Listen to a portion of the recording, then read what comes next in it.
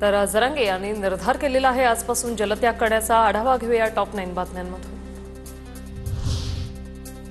मनोज जरांगेंच्या आझाद मैदानावरील उपोषणाचा आज चौथा दिवस। आजपासून पाणी न पिण्याचा जरांगेंचा इशारा। राज्य सरकार काय निर्णय घेणार याकडे लक्ष।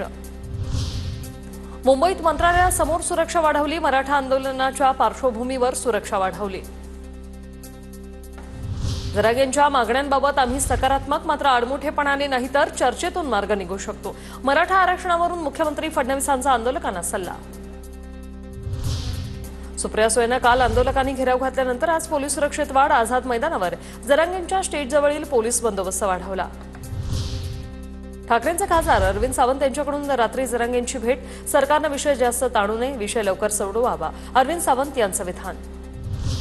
मनोज जरांगेंच्या आंदोलनाचा आज चौथा दिवस। आरक्षणाच्या मागणीसाठी असंख्य मराठा बांधव मुंबईत ठाण मांडून तर आंदोलकांकडून झोपण्यासाठी सीएसएमटी स्थानकात आसरा।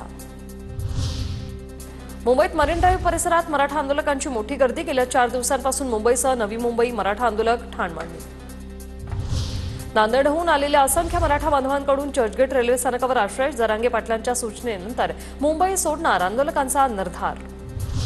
मुंबईत आंदोलनाचा चौथा दिवस। 2 दिवसांपासून बंद असलेल्या ईस्टर्न फ्रीवेवरील वाहतूक सुरळीत। मोठ्या प्रमाणात मराठा आंदोलकांच्या गाड्या मुंबईकडे रवाना।